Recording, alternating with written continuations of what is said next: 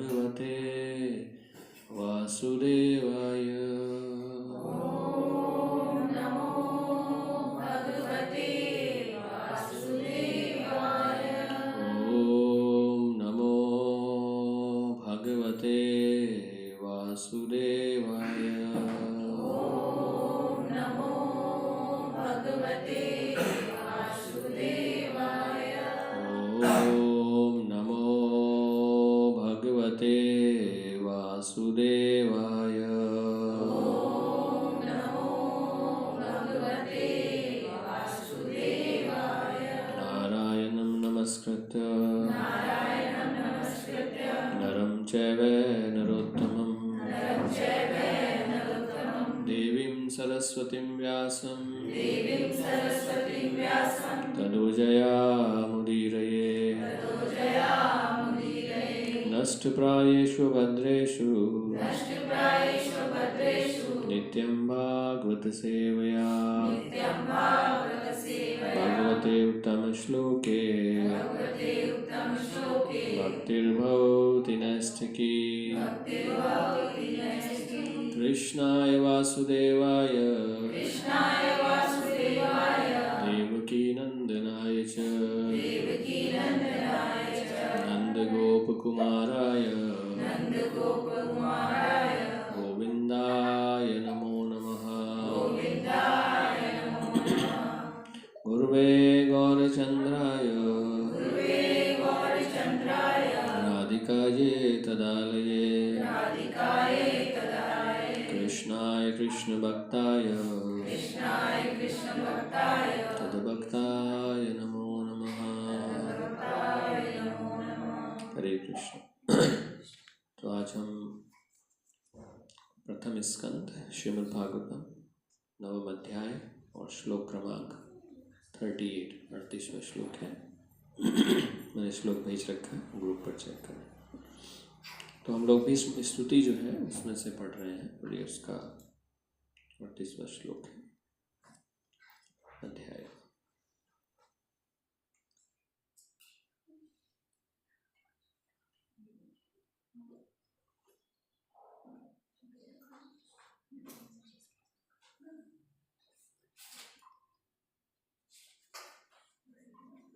इसको उसी इसमें गाते हैं। सेते विशिखहतो विशीर्णदंश शतज परिपलुप्त आततायिनो मे। शिखरतो विशीर्णदंश शतज परिपलुप्तायतायिनो मे।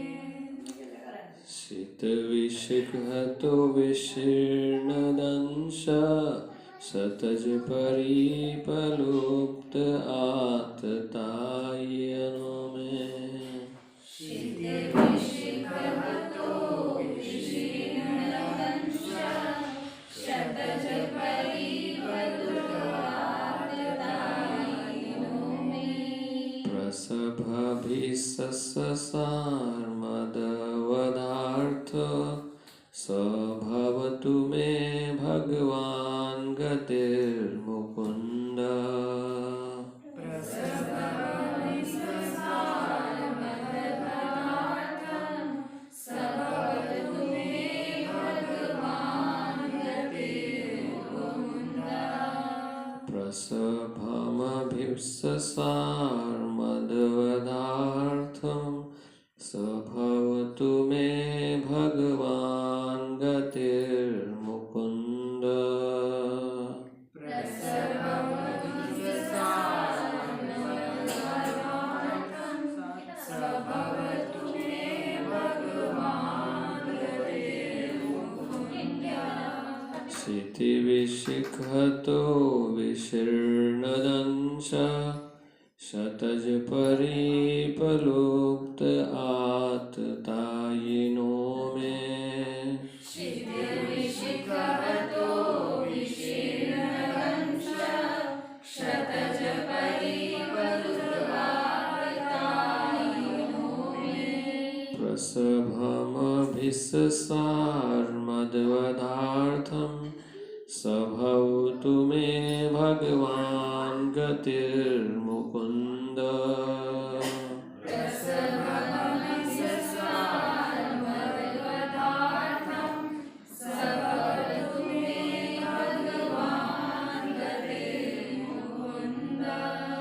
सितविशिखतो विशर्णदंश सतज परिपलुतात तायिनो मे।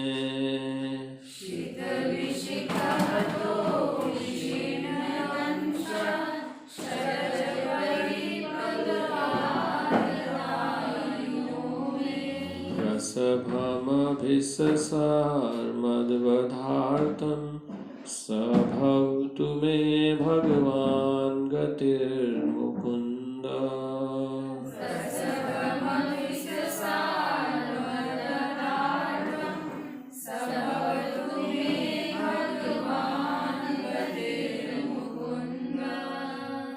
शब्दार्थ।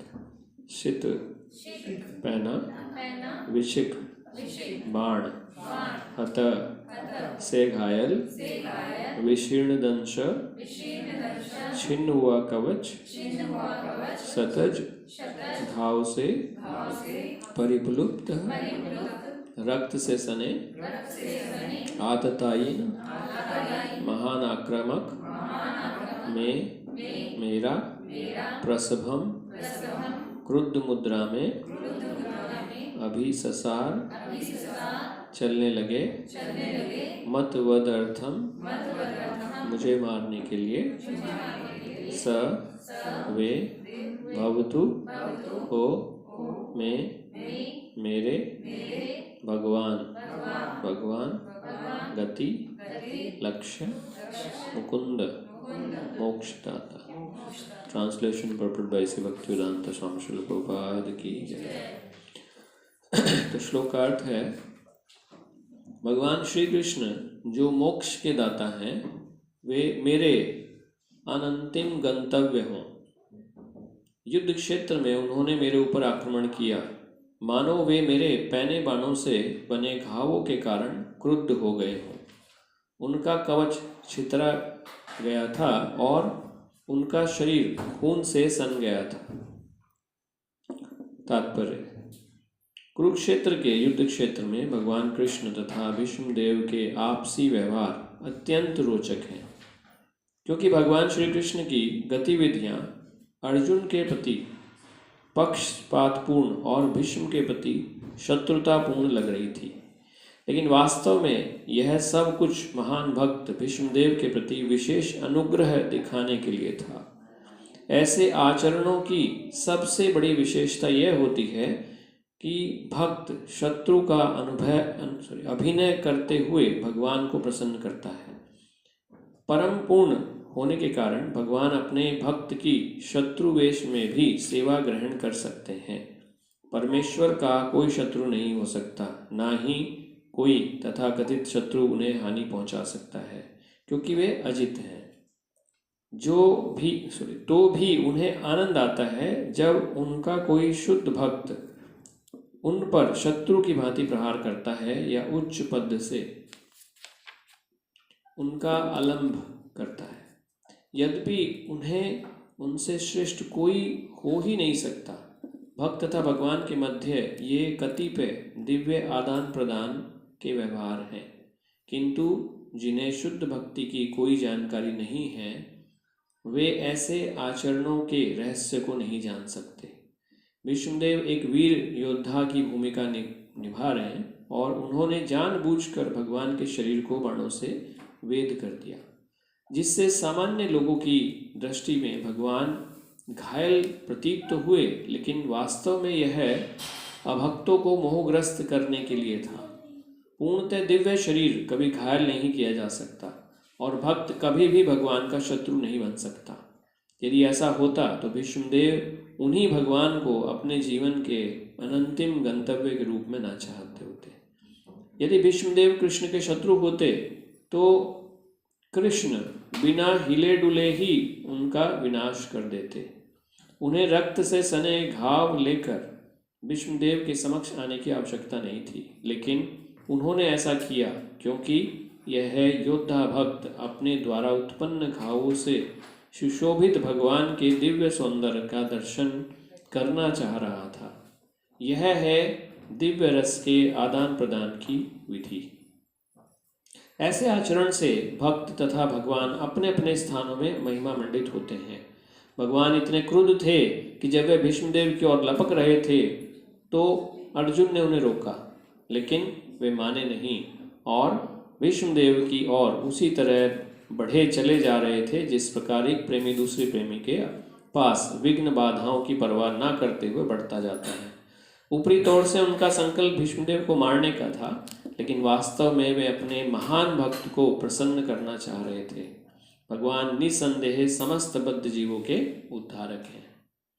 निर्विशेषवादी उनसे मोक्ष की कामना करते हैं और वे उन्हें मनवांछित फल देते हैं, लेकिन यहाँ तो भीष्मदेव भगवान के साक्षात स्वरूप को देखने की इच्छा व्यक्त करते हैं।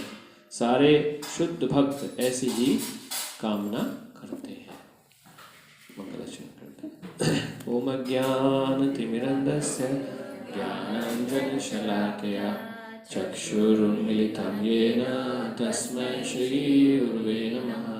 श्रीचैतन्यमनोभीष्टं स्थापितं येन भूतले स्वयं रूपा कदा मह्यं ददाति स्वपदान्तिकं। वन्देऽहं श्रीगुरु श्रीयुक्तपदकमलं श्रीवैष्णवांश्च श्रीरूपं साग्रजातं सकगणरघुनाथान्वितां साद्वैतं सावधूतं परिजनसहितं कृष्णचैतन्यदेवं श्रीराधा कृष्णपादान् सहगण श्रीविशाखान्वितांश्च कृष्णकरुणा सिन्धु दीनबन्धु जगत्पते गोपेश गोपिका कान्ता राधा कान्ता नमस्तुते। तप्तकाञ्चन गौराङ्गी राधे वृन्दावनेश्वरी वृषभानुसुते देवी प्रणमामि हरिः। वञ्चाकल्पतरुभ्यश्च कृपा सिन्धुभ्येव च पतितानां पावनेभ्यो वैष्णवेभ्यो नमो नमः। जय श्री कृष्ण चैतन्य नंदा श्री अद्वैत गदाधर श्रीवासादि गौरभक्तवृंदा। हरे कृष्णा कृष्णा कृष्णा हरे हरे, हरे राम राम राम हरे हरे। नमः ओं विष्णुपादाय कृष्णप्रस्थाय भूतले श्रीमते भक्तिवेदांत स्वामिनिति नामिने। नमस्ते सरस्वते देवे गौरवाणी प्रचारिणे निर्विशेष शून्यवादी पाश्चात्य देशकारिणे।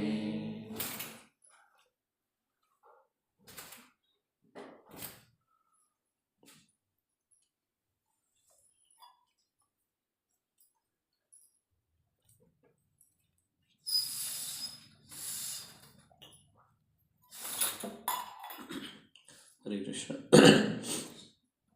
तो हम लोग विष्णु स्तुति पढ़ रहे हैं और विष्णुदेव जो हैं अपने अंतिम समय में भगवान की स्तुति कर रहे हैं। भगवान कृष्ण को अपनी आंखों के सामने देखकर उनको अपना अंतिम लक्ष्य बनाकर, क्योंकि भगवद गीता में भगवान कह रहे हैं अंत काले च मामेव स्मरण मुक्त्वा कलेवरम। स्मरण करने का इससे अच्छा और क्या तरीका हो सकता है कि आप साक्षात भगवान के दर्शन कर रहे हों और उनकी स्तुति, मतलब उनकी जो लीलाएं हैं, जो उनके गुण हैं, वो आप अपने मुख से गा रहे हो। मतलब ये एक कह सकते हैं कि परफेक्ट सिचुएशन है इस जगत को छोड़ने के लिए, है ना। और बहुत दुर्लभ है, अति दुर्लभ है कि ये जो अवसर है, यह सौभाग्य है, परम सौभाग्य, ये साधारण मनुष्यों के हिस्से में नहीं आता है। आम इंसान तो उसे पता भी नहीं होता कि वो जीवन में क्यों आया है, क्या करने आया है, जीवन का क्या लक्ष्य है, उसको कैसे पाना है और अंत समय में क्या स्मरण करना है। ज़्यादातर मनुष्य अपने जो किए गए कर्म हैं उनके अनुसार ही अपने जीवन को याद करते हैं, अपने परिजनों को याद करते हैं या उनको याद करते हैं जिनसे वो पूरे जो जितनी उनकी ज़िंदगी रही है उसमें उन्होंने शत्रुता रखी है या मित्रता रखी है। और वो मित्रता भक्तों से रही हो तो अलग बात है, नहीं तो जो भौतिक जीव हैं उनसे मित्रता रखना, भौतिक जीवों से संबंध रखना, उन्हीं से शत्रुता रखना, तो अंत समय फिर यही आता है। क्योंकि ज़िंदगी भर जो आपने किया है अंत में आके वही इकट्ठा होगा। आपने अपने घर में जो जो भरा है लास्ट में ढूंढेंगे तो वही मिलेगा ना, कुछ और थोड़ी मिलेगा। नहीं, आपने अगर घर में कबाड़ रखा है और उस पर घर में अपने ढूंढने जाएंगे कोई चीज़ तो कबाड़ ही निकल कर आएगा। हाँ, अगर घर में स्वर्ण रखा है तो स्वर्ण निकल कर आएगा। तो अगर आपने घर में भक्ति रखी है तो भक्ति निकल कर आएगी। आपने जीवन में ऐसे लोगों का संग किया है जो दुराचारी हैं तो आपके जीवन में दुराचार ही आएगा। उनका संग करने से क्या मिलेगा? दुराचार मिलेगा। ऐसे ही जिसका भी आपने संग किया है, जो भी जीवन में आप लेकर आए हैं, अंत में वही आपको मिलने वाला है, ये तो तय है।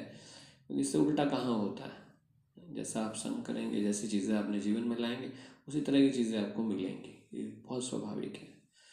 विष्णुदेव ने, आप देखिए कि सारी ज़िंदगी जो है वो पांडवों को सेफ करने में, बचाने में रहे हैं। हालांकि ये अलग बात है कि कुछ चीज़ें ऐसी हुई हैं जो हमें लगता है कि विपरीत हैं, जिसका तात्पर्य प्रभुपाद बड़े अच्छे से वर्णन कर रहे हैं। तो यहाँ पर भगवान का जो रूप यहाँ पर वो वर्णन कर रहे हैं, इससे पहले कहा था कि भगवान जो है वो रथ का पहिया उठाकर उनकी तरफ दौड़े, जैसे एक शेर जो है हाथी की तरफ दौड़ता है। और इस श्लोक में वो कह रहे हैं कि भगवान जो है वो मेरे तीक्ष्ण जो बाण लगे हुए ना, तेज बाण हैं, तीक्ष्ण बाण, उनके शरीर को भेदे, है ना, और उनके शरीर से खून हो रहा है, उनका कवच जो है वो कट गया है और भगवान खून से लथपथ है। मतलब देखने में ऐसा लग रहा है कि विष्णुदेव ने जो है बहुत बड़ा अपराध किया है। नहीं, अपराध किया क्योंकि भगवान के ऊपर ऐसे तीक्ष्ण बाण चलाना जानते हुए देखा जाए तो हाँ, विष्णु ने बहुत बड़ा अपराध किया। तो देखने में ऐसा लग रहा है कि सीन ऐसा है कि भगवान अर्जुन को बचा रहे हैं और भीष्म को मारने चले गए। भीष्म से शत्रुता और अर्जुन से है जो है वो मित्रता कह सकते हैं। यहाँ पर प्रभुपाद लिख रहे हैं कि देखने में ऐसा लग रहा है कि बहुत पक्षपातपूर्ण है, कि अर्जुन के प्रति पक्षपात कर रहे हैं। सारथी होते हुए भी अर्जुन के लिए अस्त्र उठाकर लड़ने के लिए दौड़ पड़े, जबकि अस्त्र उठाना नहीं था उनका और लड़ने का काम अर्जुन का था। भगवान का काम जो है वो रथ हाँकने का था, रथ को चलाने का था। लेकिन पक्षपात करते हुए ऐसा लग रहा है कि अर्जुन के लिए पक्षपात करते हुए वो भीष्म से जो है, भीष्मदेव से वो लड़ने के लिए चल दिए। मतलब देखने का क्या मतलब है कि कोई देखेगा तो ये कहेगा कि लड़ने के लिए तो अर्जुन खड़ा है, अब भीष्मदेव तो युद्ध कर रहे हैं, उसमें कोई गलत नीति तो नहीं है। भाई जब सामने दो प्रतिद्वंदी खड़े हैं, अब वो प्रतिद्वंदी ये बहुत स्ट्रांग है, वो कमज़ोर है, तो स्ट्रांग वाला तो ओब्वियसली जीतेगा ही, हावी होगा ही। लेकिन भगवान जो है अर्जुन का पक्ष लेकर और नियमों को तोड़ते हुए विष्णुदेव की ओर इस अवस्था में आगे जा रहे हैं, तो जिसका वर्णन कर रहे हैं। और ये चीज़ देखकर विष्णुदेव जो है, वैसे तो सबको देखने में वैसे ही लग रहा है कि विष्णुदेव को मारने के लिए भगवान जा रहे हैं, लेकिन विष्णुदेव अंदर से जानते हैं, भगवान अंदर से जानते हैं कि भगवान की लीला चल रही है, अपने भक्तों को आनंद प्रदान करने के लिए। क्योंकि भगवान जो है, हम भगवान के बारे में जानते हैं कि भगवान जो है वो हर रस का आस्वादन करते हैं, है ना। हमने एक श्रीमद् भागवतम से एक बार श्लोक भी लिया था, और ये श्लोक जो है उस बारे में है कि भगवान जो है वो सभी रसों के रसराज है ना। तो ऐसा कैसे हो सकता है कि भगवान वीर रस का आस्वादन ना करें, है ना। तो ऐसे ये जो लीला हो रही है, भगवान वीर रस का आस्वादन करना चाह रहे हैं, वो देखना चाह रहे हैं कि देखो मेरा जो भक्त है वो मुझे इस तरह से भी आनंद दे सकता है क्या, है ना। भगवान कृष्ण जो है उनको रसराज कहा जाता है। मतलब वो हर कोई भी रस हो उसका राजा कहते हैं, मतलब उसको पूरी तरह पूर्णतः प्राप्त करने वाले जो है वो इनको रस की पूरी प्राप्ति होती। मतलब वो पूरी तरह से उस रस का आनंद ले सकते, हम नहीं रस का आनंद ले सकते। जैसे हम थोड़ा थोड़ा रस हम उसको टेस्ट कर सकते हैं, हम कोशिश कर सकते हैं, बट हम पूर्णतः उसको आनंद नहीं उठा सकते, क्योंकि हम लोग भोक्ता नहीं है। भगवद गीता भगवान कह रहे हैं, भोक्ता राम यज्ञ तपसम सर्वलोकी महेश्वरम सुहृदय सर्वभूतानाम ज्ञात्वा माम शांति।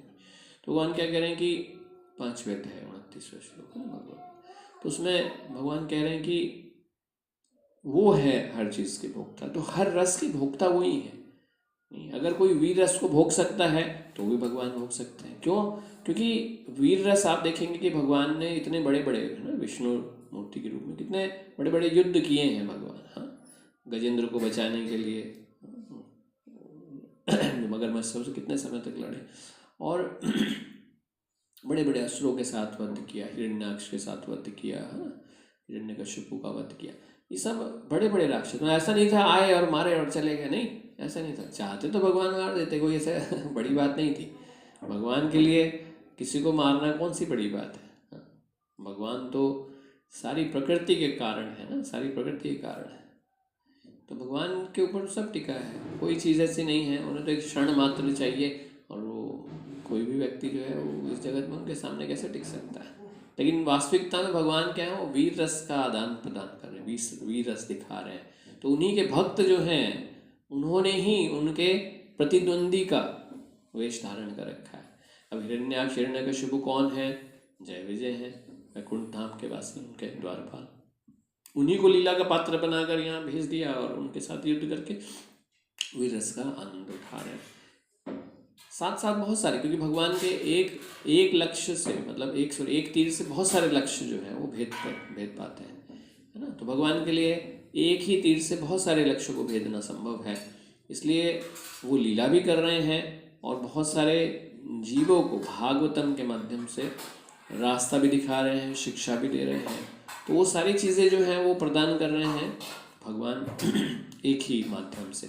तो अपना वीर रस का अनुभव भी कर रहे हैं, और इन असुरों के रूप में जो उनके भक्ताएं हैं वो शिक्षा भी दे रहे हैं कि ऐसा करने पर आपकी गति ऐसी होगी।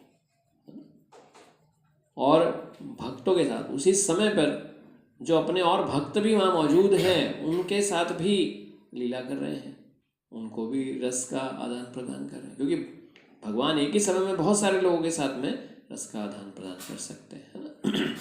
हमने एक बार एक श्लोक लिया था श्रीमद् भागवतम का, मल्लानाम शनीनृणाम नरवर स्त्रीणाम स्मरो मूर्तिमान गोपानां स्वजनो असतां क्षितिभुजां शास्ता स्वपित्रो शिशु मृत्युर्भोजपते विराट अविदुषां तत्त्वं परं योगिनां वृष्णीनां परदेवतेति विदितो रंगंगतः शाग्रजा।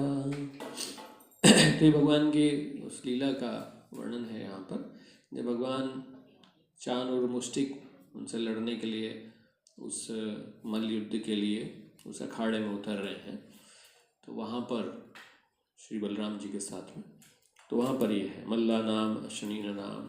तो वहाँ पर सबका अपना अपना रस है और सब अपने अपने हिसाब से भगवान से आदान प्रदान कर रहे हैं। जो मल्ला नाम है, जो मल्ल युद्ध करने वाले हैं, उनके लिए भगवान साक्षात मृत्यु है ना। तो इसी तरह से सब वहाँ डरे हुए हैं, नरवर स्त्री नाम, जो और स्त्रियाँ वहाँ बैठी हुई हैं, उनके लिए भगवान जो है वो एक मतलब कामदेव का रूप है, आकर्षक, मतलब उनको मोहने के रूप में है। तो इसी तरह से अलग अलग गोपानां स्वजनों, तो जो गोप हैं वो अपने तरह अपना बच्चा है, नहीं ये अपने बच्चा है, ये देखो, मतलब उनको ऐसा लग रहा है कि तो अपने बच्चा है, इसी तरह से। और मृत्युर्भोजपति, जो कंस है भोजपति, उसको भोजपति कहते हैं, तो उसे साक्षात काल के रूप में, क्योंकि उसे लगा कि विष्णु मेरा वध करने के लिए आए हैं, तो उन्हें लगा कि वो आ ही गए हैं साथ में। तो इस तरह से सबका अपना अलग अलग भाव है ना। कोई उनको जैसे पर ब्रह्म के रूप में देख रहा है ना। जो भगवान के भक्त हैं उन्हें परमेश्वर, है ना, भगवान परम भगवान अपने उसके रूप में देख रहे हैं। सबका अपना अलग अलग भाव है और सबके साथ भगवान रस का आदान प्रदान कर रहे हैं। किसी को ऐसा नहीं लग रहा कि नहीं नहीं हमारे लिए कुछ और है उनके, तो सबका अपना एक भाव है, उस हिसाब से वो डील कर रहे हैं उनके साथ। तो यहाँ भगवान जो है वो भीष्म देव के साथ में भी उसी तरह से लीला कर रहे हैं। भीष्म देव के वीर रस का उनको है ना आदान प्रदान हो रहा है, तो भगवान वीर रस में भीष्म देव के साथ में आदान प्रदान कर रहे हैं, उनका जो वीर रस का आदान प्रदान हो रहा है। तो इस तरह से देखने वालों को ऐसा लग रहा है कि ये तो युद्ध चल रहा है, शत्रुता हो रही है भगवान की, देखो उन्होंने गलत किया, भगवान भी जो है उनको दंड देने के लिए चले और मार ही देंगे, ऐसा ही बिल्कुल प्रतीत हो रहा है कि भगवान दौड़े भी इसी तरह से था। तो इसमें एक ये भी दिखाने के लिए देखो अर्जुन को कितना प्रेम करते हैं, लेकिन वास्तविकता में प्रभुपाद लिख रहे हैं कि वास्तविकता में प्रेम तो भीष्म देव के साथ है क्योंकि उनकी उसको मतलब पूरा करने के लिए वो दौड़ रहे हैं। क्योंकि यहाँ पर जो पूर्ति हो रही है वो भीष्म देव के प्रण की हो रही है कि भीष्म देव ने कहा था कि मैं भगवान से जो है शस्त्र उठवाऊंगा, है ना कल, तो ये लीला भीष्म देव के लिए है और उसके रूप में, क्योंकि भगवान को तो कोई हरा नहीं सकता है। देखने में ऐसा लग रहा है कि उन्होंने ऐसा किया, भगवान को तो अजीत कहा जाता है ना, भगवान को कोई नहीं जीत सकता है और होता भी ऐसे ही। आप देखते हैं हर लीला में देखने में ऐसा लग सकता है कि युद्ध बहुत लंबा चल रहा है, बट भगवान खेल रहे हैं, मतलब ऐसे लगता है कि बड़ा भयंकर युद्ध चल रहा है। जब हिरण्याक्ष के साथ में युद्ध हुआ तो जो देवता थे वो बड़े परेशान हुए, ब्रह्मा जी भी बड़े वो चिंतित हो गए, तो उन्हें भी ऐसा लगा कि हिरण्याक्ष तो बहुत, क्योंकि उनका खुद का अनुभव ऐसा है कि हिरण्याक्ष के सामने वो नहीं उतने मजबूत नहीं थे और वो उसका कुछ बिगाड़ भी नहीं पा रहे थे। तो हिरण्याक्ष के सामने उन्हें लगा कि शायद विष्णु जो है वो कमज़ोर पड़ जाएंगे, है ना, हिरण्याक्ष के सामने जो वराह अवतार। तो ब्रह्मा जी उन्हें बार बार ऐसा कुछ बीच बीच में बोल रहे हैं कि उन्होंने बोला कि हे भगवान, जो संध्या काल होता है उसमें असुरों की शक्तियाँ बढ़ जाती हैं, क्योंकि आसुरी शक्तियाँ वो तामसिक समय शुरू होता है तो वहाँ पर कहते हैं कि असुरों की शक्तियाँ जो हैं वो प्रबल हो जाती हैं, है ना, रात्रि समय में। तो बोले कि संध्या काल के बाद इसकी सब जो है शक्तियाँ और बढ़ जाएंगी, भगवान इसका जो अभी अंत कर दो भगवान। तो उन्हें ऐसा लग रहा था कि शायद ये कहीं भारी ना पड़े, नहीं, क्योंकि जो युद्ध हो रहा था उसमें भगवान मौका दे रहे थे। अभी एक वन साइडेड सब कुछ चलेगा तो फिर क्या आनंद आएगा, है ना, देखने वालों को भी क्या आनंद आएगा। हाँ, तो भगवान जो है वो अवसर दे रहे थे हिरण्याक्ष को भी पलटवार करने का, नहीं तो ऐसा लगता है कि प्रतिद्वंदी जो है कमज़ोर है, युद्ध जो है बढ़िया नहीं चल रहा है, तो इसलिए बार बार उसको भी अवसर दे रहे थे।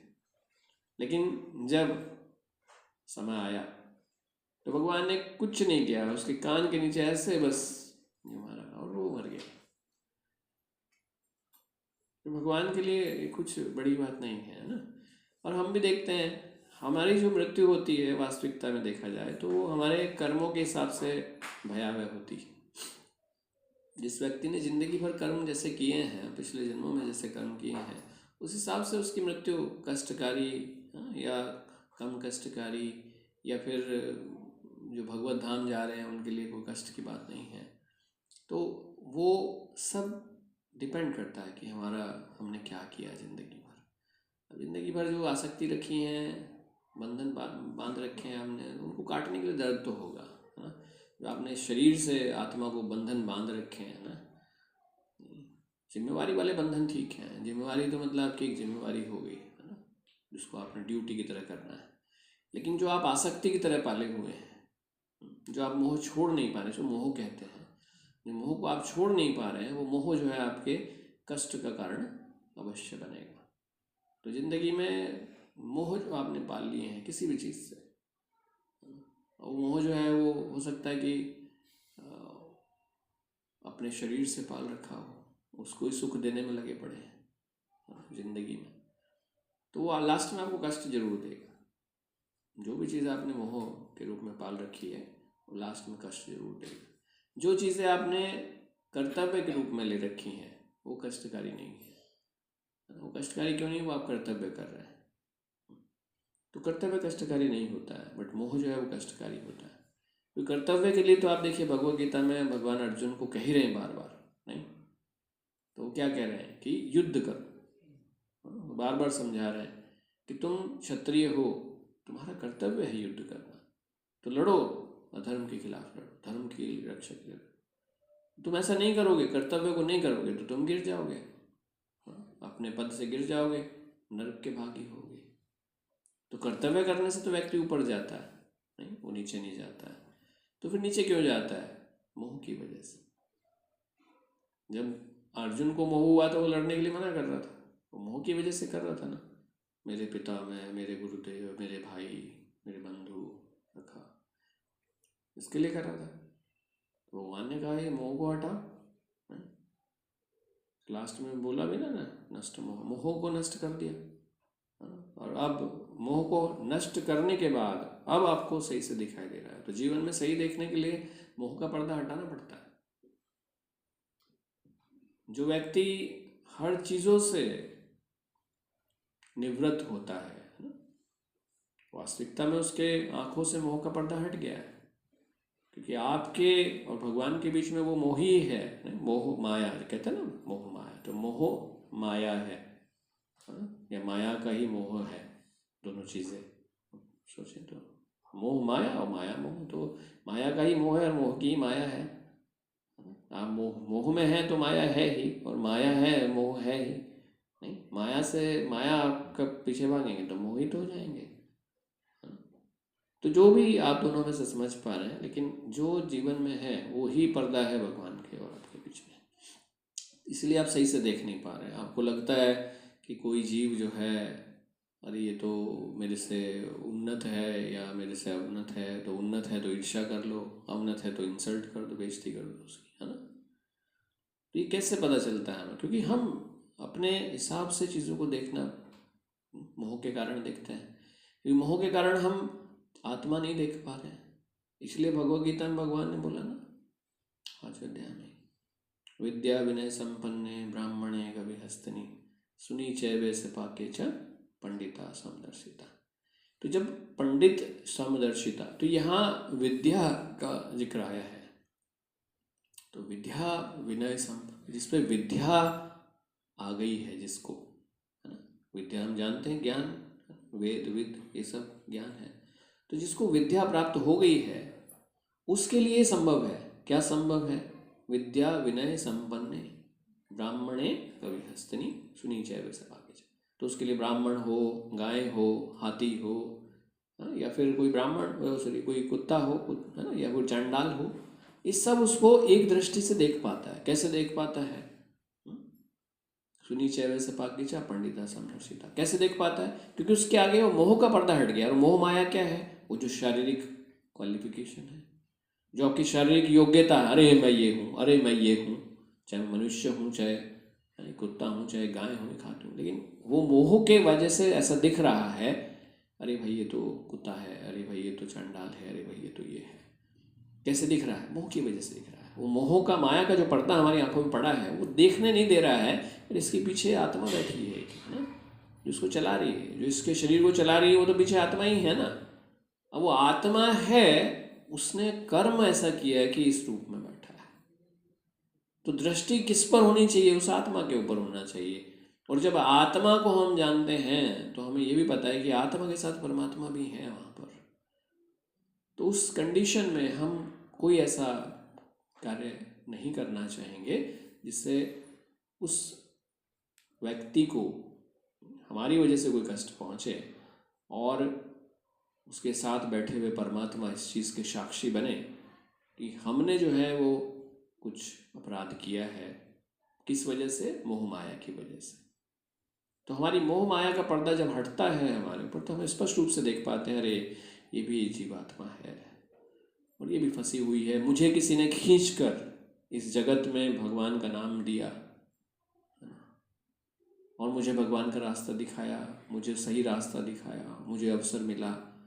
तो ये पतित जीव जो दूसरा है, इसकी निंदा करने की बजाय, इसको बुरा भला कहने की बजाय, मैं भी समझूं कि मैं भी बहुत सारे दोषों से भरा हुआ हूँ, और हूँ भी और था भी, लेकिन किसी ने मेरे दोषों को हटाकर, मेरा हाथ पकड़कर मुझे उस रास्ते पर चलना सिखाया। तो क्या मैं दूसरे के अंदर दोष देखकर, उसको धिक्कार कर, उसको हटाकर, भगाकर, मतलब कुछ उसका ऐसा करके उसको अपमान करके क्या मैं सही काम कर रहा हूँ? तो जीव जो है, क्योंकि हम मोह माया में हैं, इसी तरह सारे जीव मोह माया में हैं। उन जीवों के ऊपर भी हमें इस भाव से दया दिखानी चाहिए। इसी को कहते हैं दया। चैतन्य महाप्रभु जो हैं, उन्होंने जीवों के लिए 3 नियम दिए, है ना। पहला तो नामे रुचि, और दूसरा वैष्णव सेवा, और तीसरा जीवेर दया। तो जीवों पर दया जो है वो यही दया है। यानी आप किसी को खाना खिला के, कपड़े देकर, वो बहुत बड़ी दया नहीं कर रहे हैं। कर सकता तो कोई भी कर सकता है, जिसके पास भी कुछ है भगवान का दिया हुआ, वो किसी को दे सकता है। लेकिन वास्तविक कृपा क्या है? वास्तविक कृपा ये है कि उस व्यक्ति को देखते हुए, जानते हुए कि व्यक्ति कैसा है, कैसा भी होगा किसी व्यवस्था में, उसके पीछे देखे कि भी आत्मा है, इसने भी पीछे कर्म किए हैं, और इसके कर्मों के अनुसार इस समय बेचारा इस परिस्थिति में है। तो उसे हो सकता है कि तुरंत किसी टेम्परेरी इलाज की ज़रूरत हो। जैसे कोई व्यक्ति दर्द से कराह रहा है, तो हमें उसको एक तुरंत राहत देने के लिए एक पेन किलर देना ज़रूरी है, क्योंकि वो दर्द में कराह रहा है। और फिर ये जानना भी ज़रूरी है कि इसको बीमारी कौन सी है। जैसे डॉक्टर जाएंगे तो दर्द होगा, तो डॉक्टर पहले इंजेक्शन है, पहले तुम्हें दर्द को आराम पड़ जाए, फिर दर्द को तुम थोड़ा बर्दाश्त कर लो, है ना। इसके बाद आप देखो कि तुम्हारी बीमारी क्या है, और फिर उस बीमारी का परमानेंट इलाज करें, ताकि आगे कोई दिक्कत ना हो। तो इस तरह से हमें भी अपने जीवन में, श्री जगन्नाथ, हमें भी अपने जीवन में उसी तरीके को अपनाना चाहिए कि हर व्यक्ति जो है वो मोह और माया से ग्रसित है। तो किसी भी व्यक्ति के ऊपर हम ऐसी अभद्र टिप्पणी ना करें, किसी का भी निंदा ना करें, है ना। और किसी भी उसमें मत आए कि अरे ये व्यक्ति तो ऐसा है, अरे वो व्यक्ति तो ऐसा है, क्योंकि हर व्यक्ति किसी न किसी चीज़ों से प्रताड़ित है ना। जैसे आप इस भौतिक जगत में किसी चीज़ों से नहीं कष्ट उठा रहे हैं, इस तरह और व्यक्ति भी कष्ट उठा रहे हैं, क्योंकि उनके लिए भी वही माया है, उनके पास भी रूल है, उन्होंने भी कुछ कर्म किए हैं, इसलिए इस समय आज ऐसे हैं।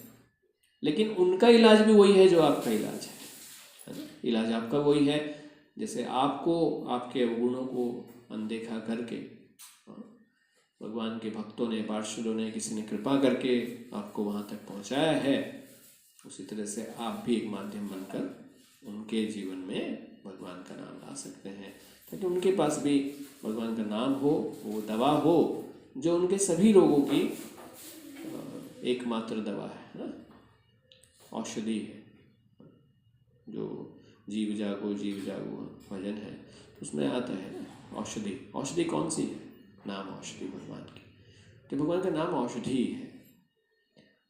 तो इस तरह से हम अभी ये जो लीला है भगवान की, हमने कल भी श्रीमद् भागवतम से श्लोक लिया था, 10वें स्कंद का, है ना, 33वें अध्याय का 36वां श्लोक था। अनुग्रहाय भक्तानाम, बताया था, अनुग्रहाय भक्तानाम। तो भगवान जो है वो भक्तों के ऊपर अनुग्रह करने के लिए, इस श्लोक में भी प्रभुपाद जो है तात्पर्य में लिख रहे हैं कि भक्तों के ऊपर अनुग्रह करने के लिए भगवान जो है वो क्या करते हैं, मनुष्य जो शरीर होता है वो देह को ग्रहण करते हैं, और जो देह है उसे ग्रहण करने के बाद क्या करते हैं, वो अलग अलग लीलाएं करते हैं। जैसे इसमें भी लीलाएं हो रही हैं भगवान की, तो उस लीला में जो उन्होंने वर्णन किया है, तो उसमें कहते हैं भजते तादृशी क्रीड़ा, मतलब अलग अलग तरह की लीलाएं भगवान करते हैं। तो जैसे यहाँ एक बड़ी सुंदर लीला हो रही है, देखने में ऐसा लग रहा है कि विष्णुदेव के साथ शत्रुता हो रही है और अर्जुन के साथ मित्रता है उसका पक्ष पर। तो ये लीला है। अब लीला क्यों कह रहे हैं? लीला का मतलब ये होता है कि ये हर व्यक्ति नहीं समझ सकता भगवान को। एक देखेगा उसे इधर से देख कुछ और दिखेगा, उधर से देख कुछ और दिखेगा, इधर से कुछ और, इसीलिए लीला है। ये साधारण नहीं है। जैसे हम रामायण में जाएंगे तो जो दिख रहा है स्पष्ट दिख रहा है। इसमें दिख रहा है कि केवट ने पैर धोए, भगवान ने उसके ऊपर कृपा की हो गया था, है ना। माता सबरी के ऊपर कृपा की हो गया था। हाँ, स्पष्ट दिख रहा है, जो भी कह रहे हैं स्पष्ट कह रहे हैं और स्पष्ट हो रहा है और साक्षात दिखाई दे रहा है। इसलिए रामायण बहुत सरल है। इसलिए जीव को कहा जाता है कि श्रीमद् भागवतम और भगवद गीता तो शायद समझ में ना आए जीव को, ये रामायण बड़ा सरल है। आप रामायण उठाइए, रामचरितमानस उठाइए और बस उसका ही पाठ करने से, तो उसी से आपको क्या है थोड़ा साधारण रूप में समझ में आएगा और आपको भगवान के नाम से प्रेम होना शुरू हो जाएगा, है ना, साधारण रूप में। लेकिन जो लीला पुरुषोत्तम है अपने भगवान कृष्ण हैं, उनको समझने के लिए वो आसान नहीं है। उनकी लीलाएं जो हैं वो बिना भक्तों के माध्यम से समझ में नहीं आती, मतलब उसके लिए आपको गाइड चाहिए, गाइड चाहिए। हालांकि चाहिए तो उनके लिए भी, लेकिन वो सरल है। रामायण लिया आपने, पूर्व एक्सेप्ट किया, अगर रामायण पढ़ो, पढ़ के रामायण का पाठ करना शुरू कर दिया, सरल भाषा में लिखी गई है, सब समझ में आता है। लेकिन जो भगवान की लीलाएं हैं, है ना, भगवान कृष्ण की जो लीलाएं हैं वो थोड़ी मुश्किल है, टेढ़ी है, दिखता कुछ है होता कुछ और है, हाँ, और होने में भी कुछ और हो रहा है। तो उसमें काफ़ी सारे आचार्यों के एंगल से आप देखेंगे, अरे ये भी हो रहा है, अरे ये भी हो रहा है, इस साथ में ये भी हो रहा है। तो इस तरह से वो कॉम्प्लिकेटेड है ना। उनको समझने के लिए थोड़ा अनुभव और साथ में शरणागति और एक अच्छे योग्य गुरु का मार्गदर्शन बहुत आवश्यक है। वो पढ़ने मात्र से नहीं, इतनी अच्छे से समझ में नहीं आती, पढ़ने मात्र से नहीं, सुनने मात्र से आती, क्योंकि वो अलग अलग तरीके से उनका वर्णन जो है वो हम सुन सकते हैं और वो हमें हर रूप में समझा सकते हैं आचार्य। उनके वश में वो चीज़ें होती हैं समझाना, हर एक व्यक्ति के वश में नहीं होता, जो पढ़ा और जाए ज्ञान कर ले। इस तरीके से हम सरल भाषा में इसी भक्ति को थोड़ा सा समझते हैं रामायण के माध्यम से, क्योंकि अब जल्दी ही रामनवमी आने वाली है भगवान राम के लिए, तो आपको थोड़ा सा हम रामायण में ले चलते हैं। और रामचरितमानस में एक बहुत सुंदर प्रसंग है माता सबरी का, है ना। तो भगवान जो है वो उनसे मिलने जाते हैं और माता सबरी जो है वो प्रेम से भगवान के लिए अत्यंत रसीले फल और वो सब कंदमूल लाकर जो है वो भगवान को देती है। तो वहाँ पर जो माता सबरी हैं वो भगवान को सामने बैठाकर फल देकर वो कह रही हैं, अधम ते अधम अधम अति नारी तिन्हा मह मति मंद अघारी, कह रघुपति सुनो भामिनी बाता, मानहु एक भगति कर नाता। तो जो अधम से भी अधम है स्त्रियां, उनमें भी अत्यंत अधम है और उनमें भी हे पापनाशन, वो उनको कह रहे हैं मैं मंद बुद्धि हूँ, ये कह रही माता सबरी। तो भगवान क्या कह रहे हैं, श्री रघुनाथ जी ने कहा, हे भामिनी मेरी बात सुन, मैं तो केवल एक भक्ति ही का संबंध मानता हूँ, जितने और संबंध कहे मैं उन सब चीज़ों को नहीं मानता। तो भगवान कह रहे, देखेंगे तो बहुत सरल भाषा में समझाया गया है। तुलसीदास जी लिख रहे हैं, जाति पाति कुल धर्म बढ़ाई, धन बल परिजन गुण चतुराई, भक्तिहीन नर सोही कैसा, बिनु जल बारिधि देख ही जैसा। क्या कह रहे हैं, जाति पाति कुल धर्म बढ़ाई, धन बल कुटुंब गुण और चातुरता, इन सब के होने पर भी भक्ति से रहित मनुष्य कैसा लगता है, जैसे जलहीन बादल, सूखे बादल। और सूखे बादल का कौन क्या, जल तो दे नहीं रहे, गर्मी हो रही है और सूखे बादल घूम रहे हैं इधर उधर, हाँ, तो क्या लाभ है। तो ऐसे ही और भी कुछ में कहते हैं कि पुच्छहीन मनुष्य जो है ना, एक तरह से पशु के समान है ना, बिना पूंछ वाला, दो पैर का जानवर है, ऐसे बहुत आप देखते हैं। कहता है धर्महीन, जो धर्म नहीं है तो वो एक मनुष्य मतलब कहने लायक नहीं है। तो उसी चीज़ का वर्णन यहाँ पर हो रहा है। नवधा भक्ति कहू तो ही पाई, सावधान सुनो धरु मन माही, प्रथम भक्ति संतह कर संगा, दूसरी रति मम कथा प्रसंगा। तो 9 भक्ति 9 विधियों में बता रहे हैं कि मैं तुझसे अब अपनी नवधा भक्ति कहता हूँ, तो सावधान होकर सुन और मन में धारण कर। पहली भक्ति है संतों का सत्संग, क्योंकि आपके अंदर सत्संग का ही अगर हिसाब नहीं है, क्योंकि सत्संग का देखो प्रहलाद महाराज ने भक्ति क्या बताई? श्रवणम कीर्तनम विष्णु स्मरणम पाद सेवनम दास्यम। तो वहां पर श्रवण है। अब श्रवण कहाँ जाके करेंगे आप? तो सबसे पहली जो बात है वो श्रवण है। तो श्रवण करने के लिए कहाँ जाएंगे? भक्तों के संग में जाएंगे। भक्तों के संग जाएंगे तो भगवान के बारे में श्रवण कर पाएंगे ना। और आप संग में जाएंगे ही नहीं तो श्रवण कैसे करेंगे? तो मन की शुद्धि होना, देखिए इतनी जल्दी से आप भगवान को नहीं पकड़ पाएंगे। आपका मन जो है भगवान को नहीं पकड़ सकता है। क्यों नहीं पकड़ सकता है? कि भगवान तो किसी पकड़ में आते ही नहीं है। नहीं, भगवान को कौन पकड़ सकता है? तो आपका मन कैसे भगवान को पकड़ेगा?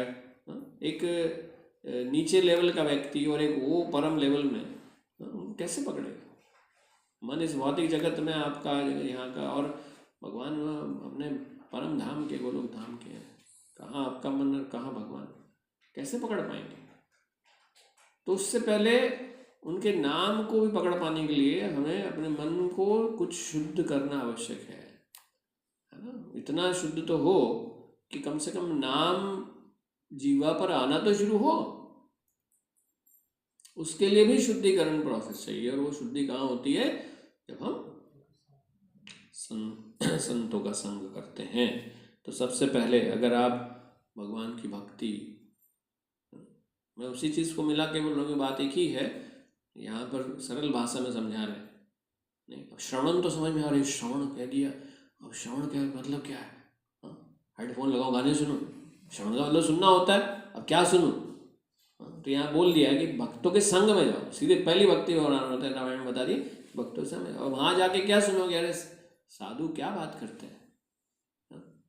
तो ये बात थोड़ी करेंगे यार कल कौन सी लॉटरी हो रही है, कौन मैच में जीत रहा है, किसकी सरकार बनेगी, कल को क्या होगा, कहाँ सट्टा लगाए। नहीं, साधु का तो एक ही विचार है कि भगवान की लीलाएं, भगवान का रूप गुण लीला था, वो सब उनके बारे में ही बात करते हैं। उनका और कोई चर्चा का विषय नहीं है। तो वहाँ जाकर आप क्या चर्चा करेंगे? क्या सुनेंगे? कथा सुनेंगे भगवान की, भगवान का नाम सुनेंगे, भजन कीर्तन सुनेंगे, प्रसाद खाएंगे भगवान का ऑफर किया। तो वो सब सत्संग पहला बिल्कुल सरल तरीके से समझा दिया। आगे लिखे दूसरी भक्ति मेरी कथा प्रसंग में प्रेम, आदु श्रद्धा, आदु श्रद्धा, उसके बाद तत् साधु संग, अतः भजन क्रिया। तो वो जो श्रद्धा जागृत होती है भगवान के कथा से प्रेम, तो साधु के संग में बैठ कर थोड़ा शुद्धिकरण आता है तो समझ में आता है, अरे यहाँ कब तक ऐसे ही जगत में फिरते रहेंगे। कभी हलवाई बन के, कभी मजदूर बन के, कभी डॉक्टर बन के, कभी इंजीनियर बन के, कभी देवता बन के, कभी राक्षस बन के, नहीं, कभी पशु बन के, कभी पक्षी बन के, कभी कीड़े मकोड़े बन के, कब तक घूमते रहेंगे? क्या है ये सब? इस जगत में अलग अलग तरीके के कष्ट हैं जो हम भोगने पड़ रहे हैं अलग अलग शरीर में। हर व्यक्ति यही तो सोचता है ना, मैं यहाँ हूँ, मैं ये हूँ, वो हूँ। पीछे कारण क्या है? जगत में कष्ट भोग रहे हैं कर्मों के हिसाब से। कुछ और अच्छे कर्म करते हैं, ऊपर चले जाते हैं, फिर वहाँ कुछ गलती हो जाती है, फिर नीचे आ जाते हैं, फिर नीचे आते हैं, फिर गलती हो जाती है, उड़ा रहे, कोई अच्छे कर लेते हैं, फिर अच्छे करते हैं, ऊपर जाते हैं। भाई यही करते रहते हैं। कभी ऊपर कभी नीचे, कभी ऊपर कभी नीचे, कभी, यही तो जीवन है, बस कूद रहे हैं ऊपर नीचे। तो ये समझने के लिए साधु का संग करने का पता, अरे भाई कभी आप ऊपर थे, कभी आप नीचे थे, अभी फिर यहाँ नीचे आपको लग रहा है कि मैं नीचे हूँ, और आप आए हो कृपा प्राप्त करने। अरे साधु जी, अरे महात्मा जी, अरे स्वामी जी, हाथ रख दीजिए, बस नीचे से ऊपर चला जाओ। तो वो चाबी लगा देंगे, लो भाई अब नीचे से ऊपर पहुँच जाएंगे।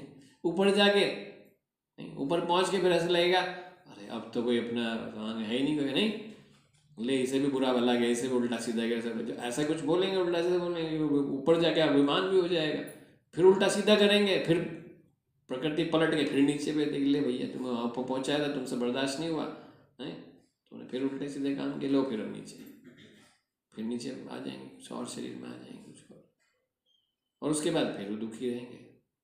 तो ये सब कब तक करते रहेंगे? ऊपर नीचे ऊपर नीचे ऊपर नीचे। प्रहलाद महाराज कह रहे हैं पुनः पुनः चर्वित चर्विन, बार बार वही चबाते रहते हैं जो पहले चबाया है। नहीं, पिछले जन्मों में हो सकता है आप बड़े राजा रहे हों कहीं के, नहीं हो सकता है कि अशोक सम्राट आप ही रहे हो, हिरण्यकश्यप आप ही रहे, मतलब ऐसे कह रहा हूँ, अपने ऊपर मत लीजिए कोई बोले भाई प्रभु जी में कहीं ना लगे, मतलब ऐसा हो सकता है कि हम पिछले जन्म में बड़े बड़े राजा राजकुमार को रहे हों बड़े बड़े, नहीं आज फिर यहाँ आकर कष्ट भोग रहे हैं और फिर कोशिश कर रहे हैं फिर राजा बन जाए। और जब पहले रह गए और उसके बाद भी फिर रहने के बाद गिर के फिर यहाँ आ गए और अब फिर से कष्ट उठा रहे हैं और फिर अभी कोशिश कर रहे हैं कि फिर से राजा बन जाओ, तो इससे क्या लाभ है?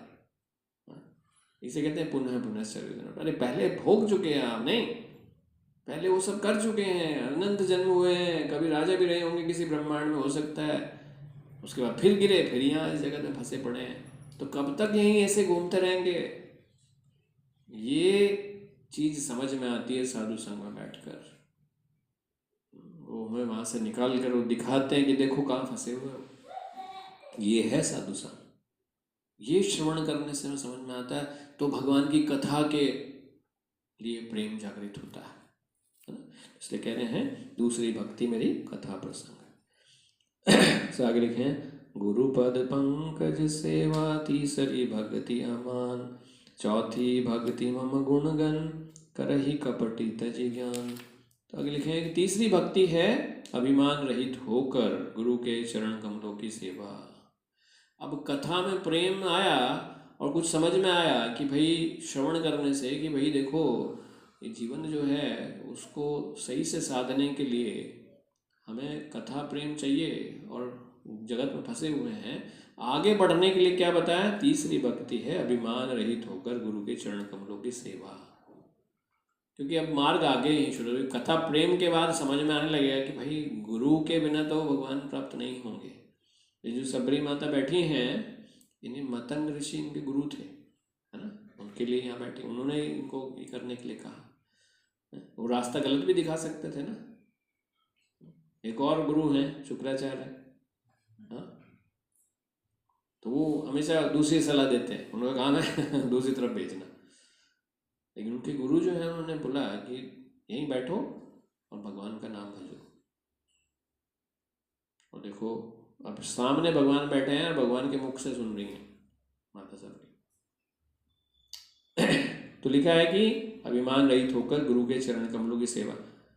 अभिमान रहित होकर कहा है क्योंकि व्यक्ति जो है ना उसमें भी अरे हमारे गुरु, जैसे रावण है तो वो अभिमान नहीं गया, शिव को गुरु तो बना लिया लेकिन अभिमान नहीं गया, हाँ उनसे मांग रहा है लेकिन अभिमान अपना नहीं गया। अभी भी मैं ही ग्रेट हूँ, ग्रेट मैं ही हूँ। तो ये चीज़ जो है ना वो छोड़नी बहुत आवश्यक है। सरल भाषा में समझाया जा रहा है बिल्कुल। तो वहाँ पर भी है सब यही नियम, लेकिन वो लिखे हैं सूत्र में, उनका अर्थ निकालने के लिए 70 अर्थ होंगे, पता नहीं आप कौन सा चूज करेंगे। भगवान राम ने रामायण में सीधे साधारण रूल है, अभिमान रहित होकर गुरु की सेवा, चरण कमलों की सेवा करो। चौथी भक्ति यह है कि कपट छोड़कर मेरे गुण समूहों का गान करें। मेरा भजन कीर्तन करें लेकिन कपट भी छोड़ दें साथ में, है ना। कपट का क्या मतलब है? जैसे कहते हैं मुंह में राम बगल में छुरी। मतलब ऊपर तो साधु का वेश है और अंदर मौका छोड़ते नहीं, मतलब कहीं कोई मिल जाए तो मौका छोड़ते नहीं। कपटी। तो कपट क्या है? कपट के साथ भगवान का नाम लेके काम नहीं करेगा, ठीक है ना। अब देखते हैं कि नाम अपराध।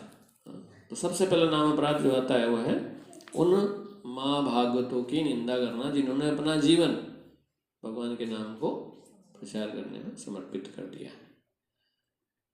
तो समर्पण किस चीज़ को कहते हैं? हम इस बात को समझते नहीं है कि समर्पण किस चीज़ को कहते हैं।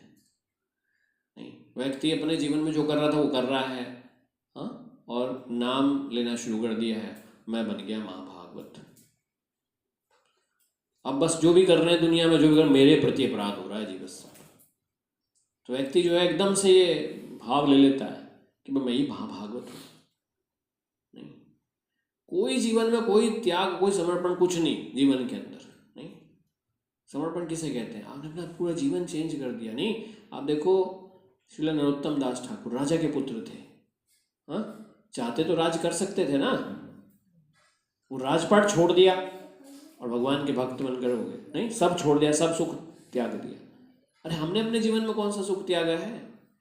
हाँ, जो अपने आप को भागवत समझ रहे हैं, कौन सा सुख त्यागा है?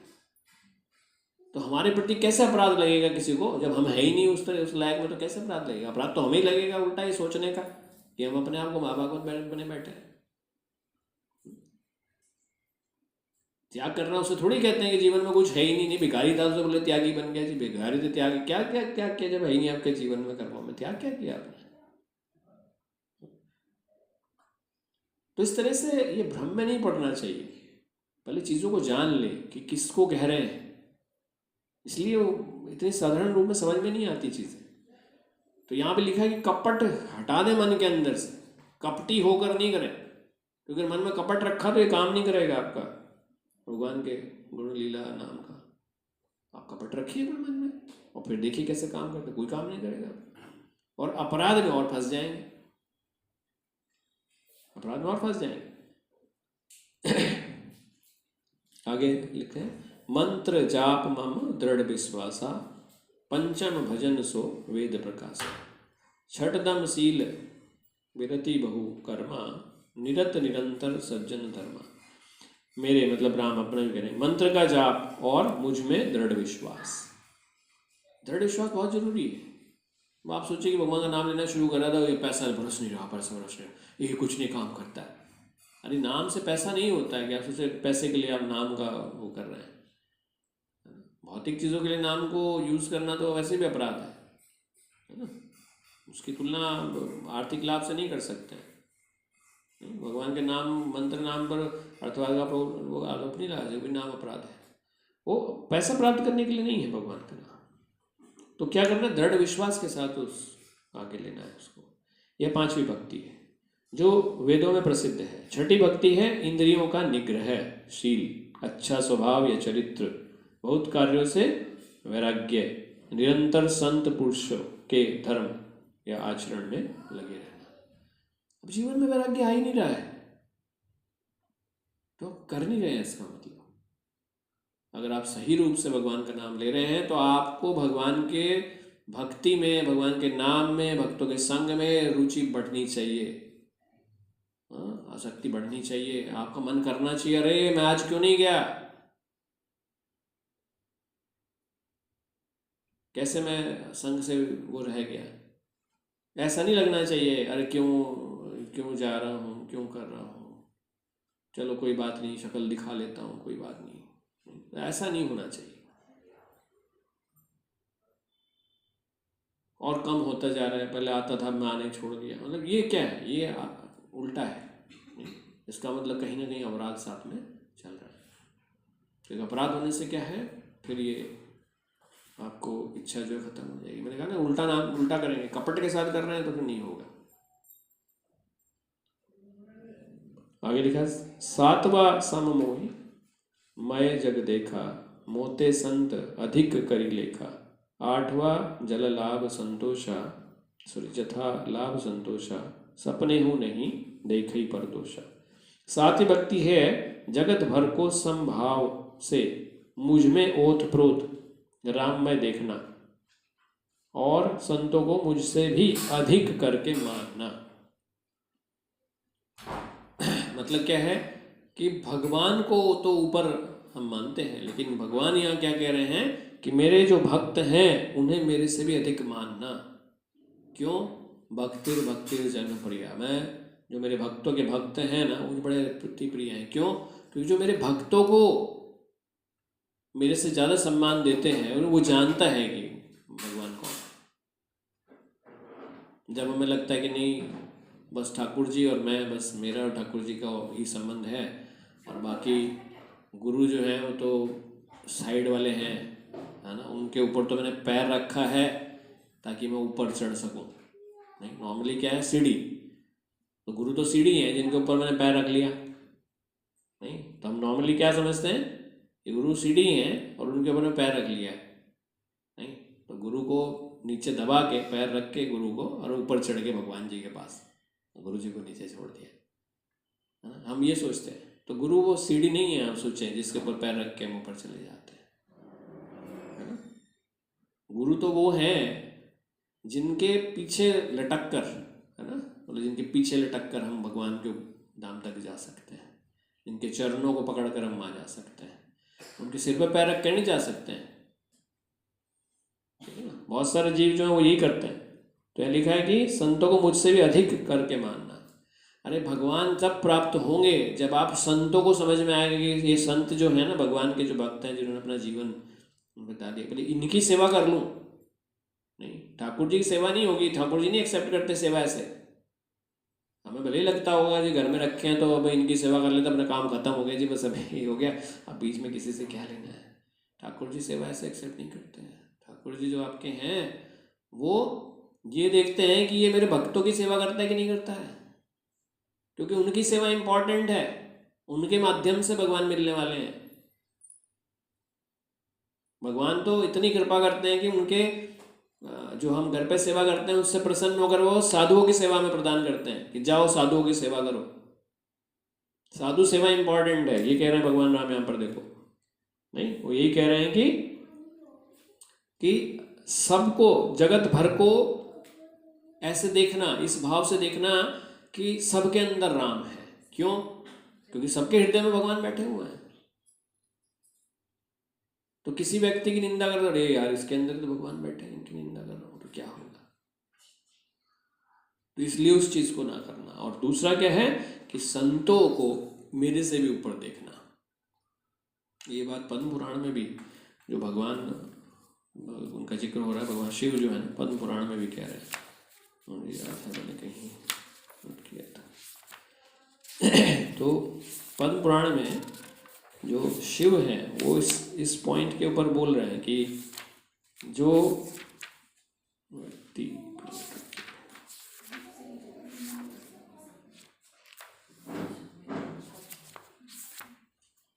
कि जो भगवान के भक्त, मतलब सॉरी, भगवान की जो आराधना है, भगवान विष्णु की आराधना, वो परम है।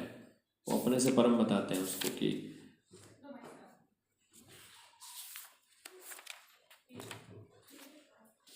हाँ, आराधनाम सर्वेशाम लिखे तो उसमें हाँ, आदि पुराण में था, ये में भक्त जना पार्था न मे भक्ताश्च च ते जना मद भक्ता नाम च ये भक्तास ते में भक्त तमामता। तो वो कह रहे थे कि जो कहता है कि मेरा भक्त है, वास्तविकता मेरा भक्त नहीं है। जो मेरे भक्तों का भक्त है मैं उसको समझता हूँ कि मेरा परम भक्त है। उसमें कह रहे हैं भगवान कृष्ण अर्जुन से। और शिव जो है वो माता पार्वती से कह रहे हैं इसमें, आराधनाम सर्वेशाम विष्णु आराधनाम परम तस्मात् परम सम देवी तदीय नाम समर्चनम। तो उसमें भी ये बात का वर्णन आ रहा है कि वास्तविकता में क्या है कि जो भगवान विष्णु है उनकी आराधना परम है, और उनसे भी ज़्यादा उनके भक्तों की आराधना परम है ना। मतलब ये नियम जो है ऐसा नहीं है कि कोई वैसे बताया जा रहा है, भगवान भी इसी चीज़ को बोल रहे हैं और सब कोई मानता है। इसलिए हम देखा होगा कि नारद मुनि जो हैं भगवान के भक्त हैं, वो कहीं भी जाते हैं तो चाहे असुर ही क्यों ना हो, वे भी उनकी सेवा है ना, जब जाते हैं तो सेवा सम्मान करते हैं, बैठाते हैं आदर से। तो असुर भी इस बात को जानते हैं कि भगवान के भक्त हैं, ये आदर के योग्य है। आठवीं भक्ति है जो कुछ मिल जाए उसी में संतोष करना और स्वप्न में भी पराये दोषों को ना देखना। मतलब क्या है, अरे हमें ये मिला, हमें वो नहीं मिला, हमें तो ये हो गया, हमें वो हो गया, हमें ऐसा कह दिया, वैसा कह दिया, ये सब दोष है ना, दोष है। तो व्यक्ति को क्या है, जो मिला है उसमें अगर संतुष्ट हो जाए, है ना, तो सबसे अच्छा है। तो ये आठवां गुण है भक्ति का। आगे लिख रहे हैं, नवम सरल सब सन छल ही ना मम भरोस हिय हरस नदीना। नव महु एकहु जिन्हा के होई नारी पुरुष सचराचर होई। यह कि नवम जो है ना, नवी भक्ति है वो क्या है, सरलता और सबके साथ कपट रहित बर्ताव करना, हृदय में मेरा भरोसा रखना और किसी भी अवस्था में हर्ष और दैन्य यानी विषाद में विषाद का ना होना। हमने देखा होगा भगवद गीता में बाद में लास्ट में भगवान कह रहे हैं ब्रह्मभूत प्रसन्नात्मा न सोचती न कांक्षति, है ना। मतलब कोई विषाद नहीं होता उस जीव के अंदर जो भगवान का भक्त होता है। तो यहाँ पर उसी चीज को कह रहे हैं कि किसी भी अवस्था में हर्ष और दैन्य का ना होना, है ना। मतलब अरे ये मिल गया, इच्छा थी ना, इच्छा में मिल गया, अरे ये मिला नहीं, अरे ये मिल गया, अरे ये मिला नहीं। तो ये हर्ष और दैन्य की स्थिति है। अरे बताओ आज मगर तो किसी ने पूछा ही नहीं, अरे आज मैंने सेवा की, सेवा के बाद मेरे लिए थैंक यू किसी ने बोला नहीं मेरा नाम अनाउंस नहीं हुआ, बहुत अच्छा किया जी, बहुत अच्छा किया, बहुत अच्छा। तो ये क्या है? हाँ, कोई कहता अरे बहुत बढ़िया आपने सेवा की, बहुत बढ़िया, बहुत उम्दा, आपसे अच्छे हो जाए, बस बोल को पाओगे। हाँ, और किसी ने कुछ कहा नहीं, बोला अरे ये सेवा थोड़ा सा आपने थोड़ा ठीक नहीं किया, मैं नहीं, अगली बार तो देख आप कह के देखना मुझे, सेवा भी करो मंदिर में और नाम भी सुनो और ये भी वो भी। हाँ, हम नहीं करते सेवा, आएंगे भी नहीं हम अगली बार से। मतलब ये हर्ष और दैन्य की स्थिति है कि जब हर्ष और दैन्य में रहेगा ना तो हर्ष होगा तो आ गया और दैन्य होगा तो भाग गया। तो वो ऊपर नीचे हो रहा नहीं, तो बिल्कुल ऐसे ही ऊपर नीचे। तो इसलिए किसी भी चीज़ को हमें ऐसा सोच लेना कि मैं बहुत ही विशेष कार्य कर रहा हूँ, तब हमें हर्ष और दैन्य की स्थिति में आना पड़ता है। इन नवों में से जिनके एक भी होती है वह स्त्री पुरुष जड़ चेतन कोई भी हो, है ना। मतलब व्यक्ति जो है वो कुछ भी एक से शुरू कर सकता है, किसी ने एक कमाना, क्योंकि सबसे पहले क्या था, साधु संघ था।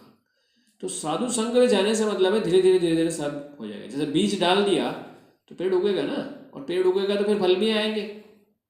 तो मेनली क्या है, बीज डालना है। तो बीज अगर डल गया तो अगर आप पहले से शुरुआत करेंगे तब भी 9 के हो जाएंगे, दूसरे शुरुआत करें तब भी आप पहुंच जाएंगे। मतलब मेन चीज़ क्या है कि या तो भगवान के लिए आपकी कथा में प्रेम जागृत हो जाए।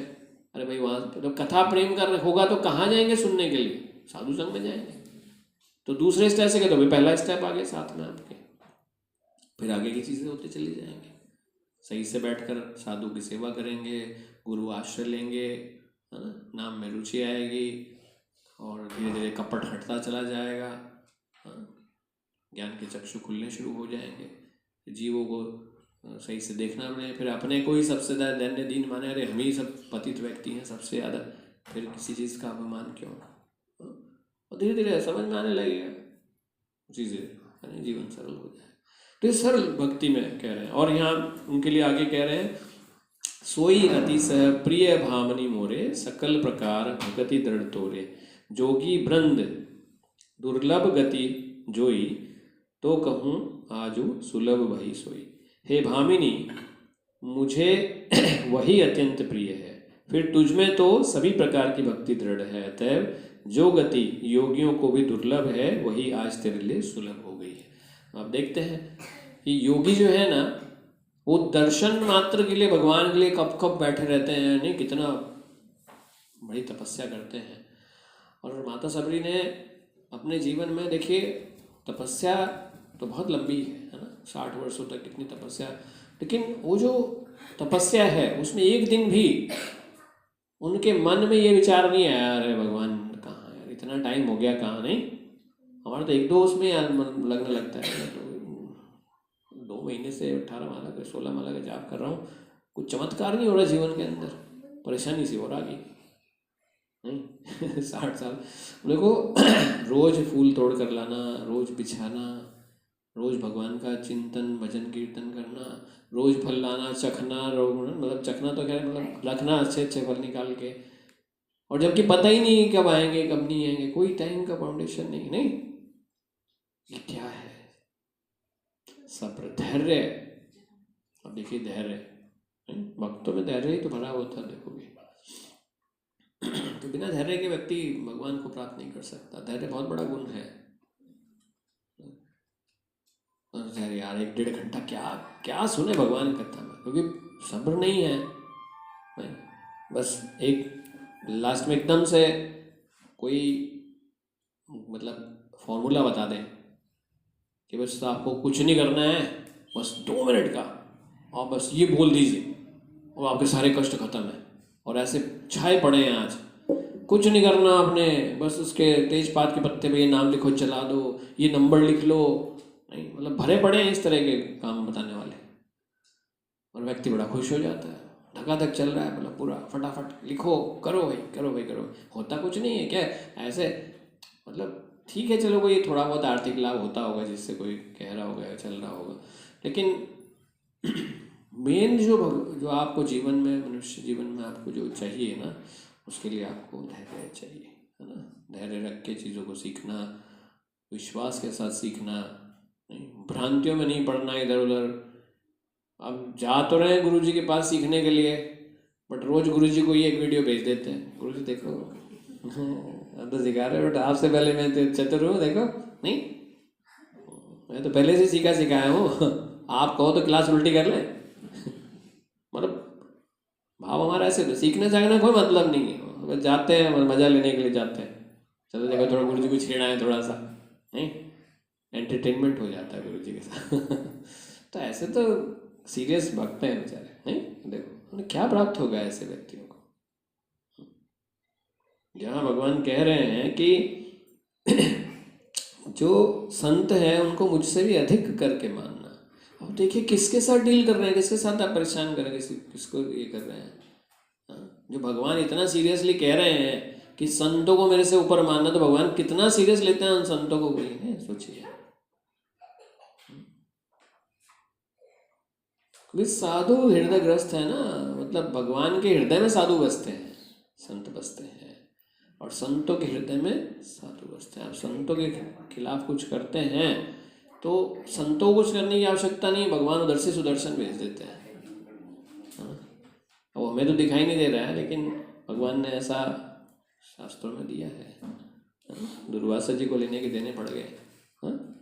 तो ये क्या दिखाता है, ये दिखाता है कि जो कह रहे हैं भगवान वो गलत नहीं कह रहे हैं, है ना, गलत नहीं कह रहे हैं। इसी में एक और प्रसंग है, 2 मिनट में बताता हूँ। हमने पहले भी एक बार लिया था, जिस समय बृहस्पति जी और इंद्र का संवाद चल रहा है ना, उसमें वर्णन भी आता है। देखिए जो हमने बात कही ना, ये लिखा था तब किछु कीनी राम रुक जानी, अब कुचाल कर ही होई हानि। इंद्र को बोल रहे थे बृहस्पति, देखो ये तुमने, है ना, जो पहले किया था, जब तुमने मंत्रा के साथ में ना सरस्वती उसकी जीवा पे बैठा दी थी और कैकई को उकसाया था और राम को वनवास कराया था, कहते जब तो भगवान चाहते थे कि भगवान ने जाना था वनवास में, तब तो तुमने किया, लेकिन वो भगवान चाहते थे इसलिए ऐसा हुआ। अब कुचाल करी होई हानि, अगर अब किया ना, भरत के साथ में किया कि भरत जो है उनको वापस ले जाने के लिए आया था, अब अगर कुछ किया ना तो अब बहुत पछताना पड़ेगा। क्योंकि सुनु सुरेश रघुनाथ सुबाहु, निज अपराध रिसाहिम न काहू। अपने लिए अपराध नहीं मानते वो, लेकिन अपने भक्तों के लिए अगर कुछ कोई करता है ना तो वो सीरियसली बहुत ज़्यादा है। तो ये लिखा है इसमें, जो अपराधु भगत करही राम रोष पावक सोज रही। अगर आपने भक्तों के लिए गड़बड़ किया तो लिखा कि राम रोष पावक सोज रही, तो आपको उस अग्नि में जलना पड़ेगा भगवान के उसकी। लोकहु वेद विदित इतिहासा, यह महिमा जाने दुर्वासा। दुर्वासा जी के नाम लिया कि ये लोक विदित है, नहीं, लोक और वेदों में दोनों में इतिहास में प्रसिद्ध है, इस महिमा को दुर्वासा जी जानते हैं, क्योंकि उन्होंने भुगता है ना जरा सा अपराध करने के लिए। ये वाली अयोध्या कांड में, वो अरण्य कांड में था जो हम पढ़ रहे थे। तो इसमें उसमें पढ़ेंगे ना, उसमें लिखा है इंद्र बृहस्पति संवाद, शुरू में आप देखो उसमें मिल जाएगा। भरत सरसी को राम सनेही, जगु जप राम राम जपू। तो कह रहे हैं कि सारा जगत श्री राम को जपता है, और वे श्री राम जी जिनको जपते हैं उन भरत जी के समान श्री राम जी का प्रेमी कौन होगा। मतलब आप अगर भरत जी के खिलाफ मतलब कुछ भी करेंगे तो उसके लिए आपको रोष की अग्नि में जलना पड़ेगा। तो मतलब ये कोई ऐसा नहीं है कि कहीं मन गढ़ंत चीज़ है। जगह जगह पर शास्त्रों में इसका वर्णन है और ऐसा होता भी है। तो आप अगर ऐसा करेंगे तो भले ही आपको ऐसा लगता है हमारे पास तो कोई सुदर्शन आया नहीं, हमारी तो गर्दन कटी नहीं, हाँ, लेकिन वास्तविकता में सुदर्शन का मतलब क्या होता है कि आपकी जो भक्ति आपने जीवन में थोड़ा बहुत किया है वो सब नष्ट हो जाती, समूल नष्ट हो जाती। क्योंकि जिसकी वजह से आप भगवान को प्राप्त कर सकते हैं, आपने उसको खो दिया, उस भक्ति को खो दिया, तो वो सुदर्शन ही है आपके लिए, है ना। उन्होंने ऐसा अगर हमने कोई अपराध किया तो उसके लिए ऐसा। तो आज श्रीमद् भागवतम क्लास में इतना ही। किसी को कोई प्रश्न हो तो हम ले सकते हैं।